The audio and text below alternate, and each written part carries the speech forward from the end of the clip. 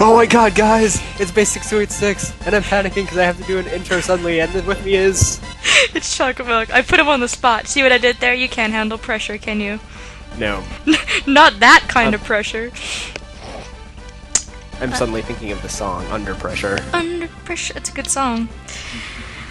Anyways, not a whole lot going on here. We're just continuing on where we were in the last episode in Pierre's overly complicated ship, defeating all of these stupid jellies, making sure that we don't miss any very, very blatantly obvious ladders this time. Hopefully. We're gonna have so much calamari by the end of this. Yeah, he just keeps in like the basement of a ship. We pretty much finished in here last video. I made sure to heal up before coming into this room. Because as you can see, we can crawl on all these boxes, but we can't really go anywhere, and like none of these jellies we can really get to. The only one we can examine is this guy. And then it turns into a gigantic Hydra. Aw, what? Yeah. How does that make sense? I don't ask me. Don't ask Jellies, questions. combine your powers and form the Hydra! Don't ask questions. You'd think you'd be like a giant squid or something. I guess we already fought one of those, though. Yeah, we already released the Kraken in the last game. But yeah, aside from not making sense, this guy has a crap ton of HP and his damage is brutal too. So he's got about 2,000 HP, which I think is more than we've seen from any other boss so far in the game. So this will probably take a while, and a few of our characters might die. I'm not too sure, we'll have to see. Let's reduce his defenses. Get some gene, wow, Gin, really? genie. Yeah, gin. Get some gin Get some going jeans going. Some corduroys, too. Throw them all in the wash. Well, he is... Oh, I was gonna say, he has like a spin... Yeah, it's kind of like a spin cycle move. It's got like a swirly whatever thing going on. We talk about the weirdest things. I don't even... I'm just like, I don't even know. Here, giant Hydra boss, do our laundry for us. Be gentle. Let's create a shield. I don't want to use two shield spells on the same turn, because I'm pretty sure they counter each other out or one of them doesn't work, so we'll just... Ooh, it falls asleep. Yes! That's nice. Hopefully it'll last for more than one turn. That would be... He's still asleep. Yes! Alright, well, let's take the opportunity to unleash some Jin, shall we?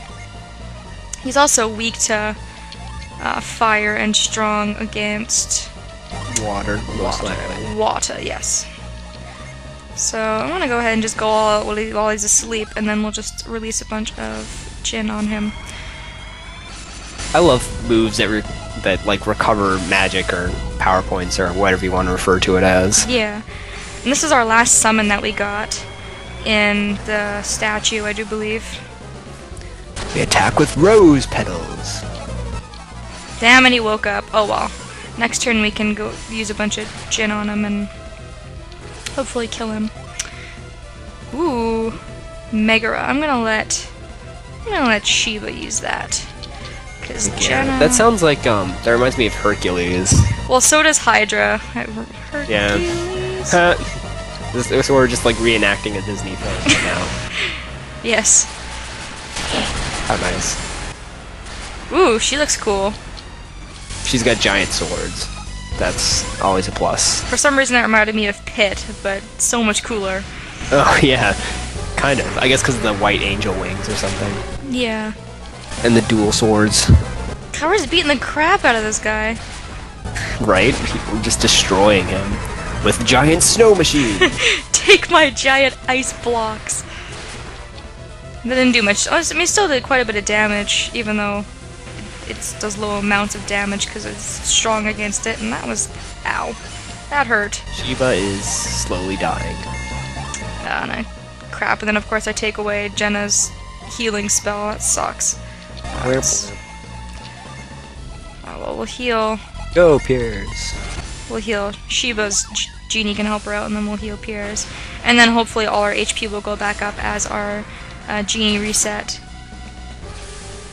Or we could, no. I was hoping we might kill him, but we didn't. No, hopefully soon, because we're in some trouble. Because Sheba's in yellow. Yeah, Sheba's in a little bit of trouble. Except for the really cool thing is if I keep if I keep a water Ginny on Felix, he actually gets a bunch of really cool synergy. So he gets Revive if someone is to die, and then he also gets his Earth Magic taken away, but he gets some other stuff. So it's kind of useful and, you know, kind of cool, really. But of course we've got Sheba, so... I suppose you could use that as like a super strategy, like have 2 like different Jin set on a character, and then you could like set one or something and change their synergy around for different situations if you want to be super complicated. Well, that's just an example of if you actually change the Jin up, and it's kind of unexpected. Like, the only reason Felix has it is because Pierce can't carry anymore, but I mean, it could benefit you in the end, because if you do die in this battle, which is pretty likely just because this boss is pretty strong at this point, then you actually do have that spell for backup, which is pretty cool.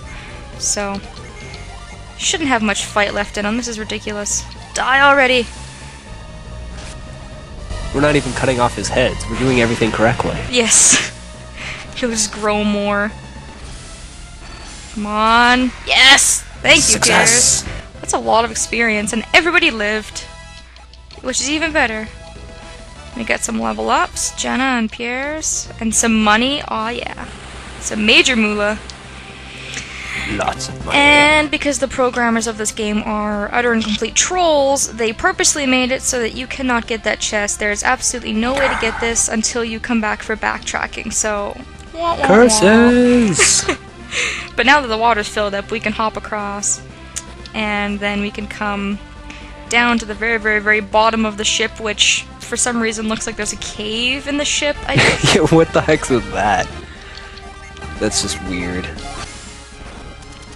It's a good thing Pierce is a good person, or else, I mean, he could use this ship for anything. He could, like, smuggle a whole country in this ship. I don't know about a whole country. That's quite a lot of stuff. How would he fit the entire, like, piece of land in the ship? I don't know.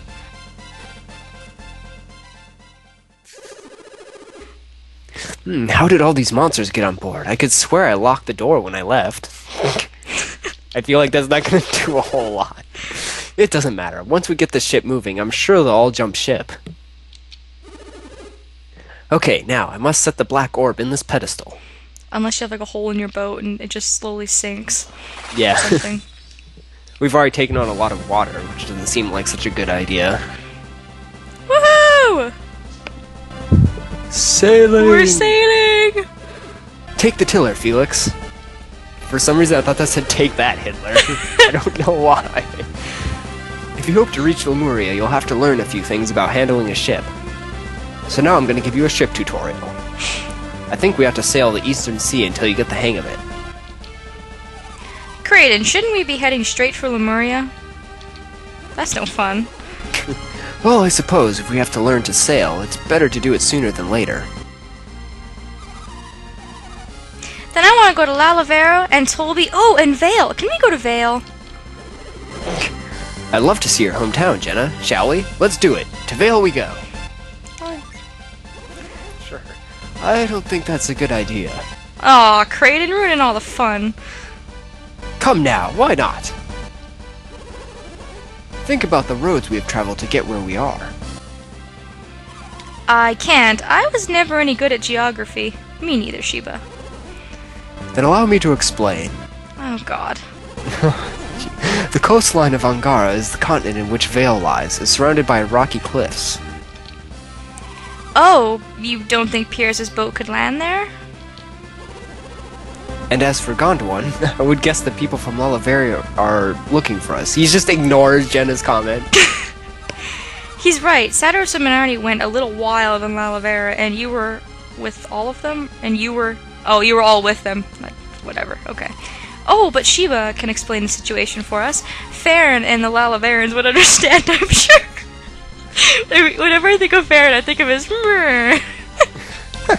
his voice he did in the voice she did in the last game. And then they'd make me stay in Lalavera. Would you just leave me there, Felix? I was actually thinking of Farron Woods. Oh. Oh yeah, maybe that wouldn't be such a good idea after all. Then it's decided. What's decided? I'm confused. Dang it, Pierce. The sea is vast. We can go wherever we please. So let's explore a bit, Felix. That's a great idea. We've already met werewolves and discovered new psi energy. I'm sure there's even more out there waiting for us to find it. Wow, this is gonna be great. The seas can be quite dangerous. It won't be my fault if something happens, Kraden. To the open sea, Felix. I'm on a boat. I'm on a boat. Yeah, so we now have control of Pierce's ship, and if we pull up our map, everything that you can get to by water is accessible. So you're not just confined to this little space that we've been in, but looking at my map, we've been to a lot of places. Holy crapola. Yeah, but anyways, you can get to anywhere that you can't access by land. Now, what Kraden was talking about was this part of the map here, I think, is where the first Golden Sun took place. And there's mountains up here, which is the only way to actually get over here. So this part of the world right now is inaccessible. You cannot get over here. However, there's lots of other places that we can go.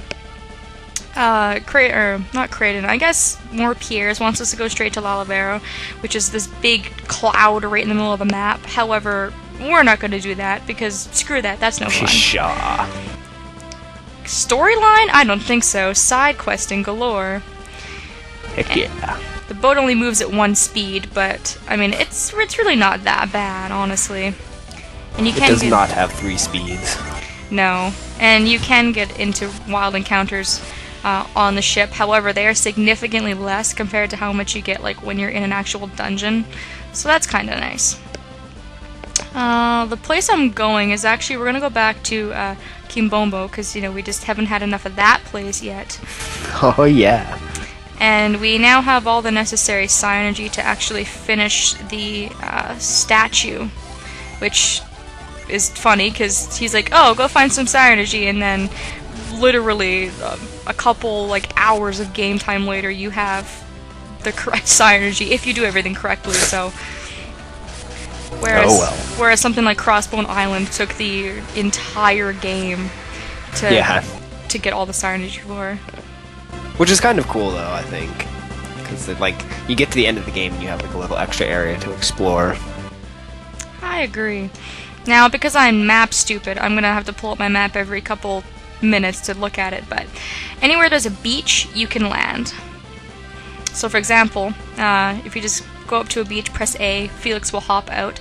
This is right in between where I want to go. If I can run away. No, I can't. Denied. I was trying to explain something. How rude. They put Felix asleep. Thank you. Alright. Behind. So if you want to, you can go into places when you see them, because they will be marked up on your map. For some reason, this place has the same desert music the desert had, which doesn't make any sense, but... Especially because it's in the middle of the ocean. Yeah.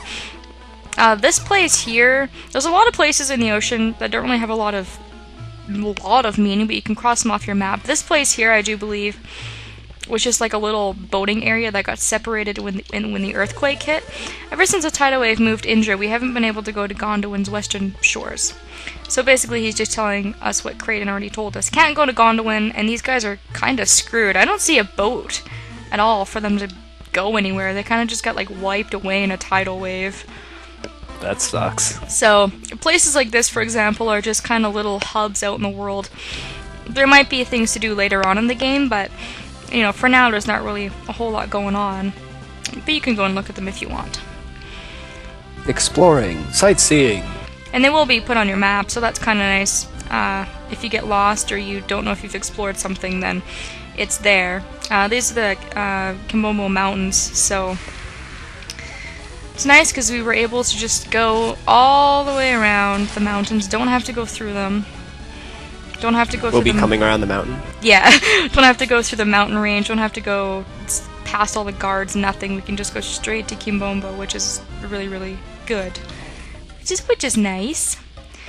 It hasn't been a long time since I saw you. I thought we were through with this crazy place. Oh god, this weird statue. Ah! So creepy looking. It is kind of weird, isn't it? Alright. So we're basically going back to where we were a couple episodes ago, except we will be able to finish this place. So next episode we will go down into the depths of the Kimobile statue and see what kind of awesome treasures are waiting for us. So, see you then! Later.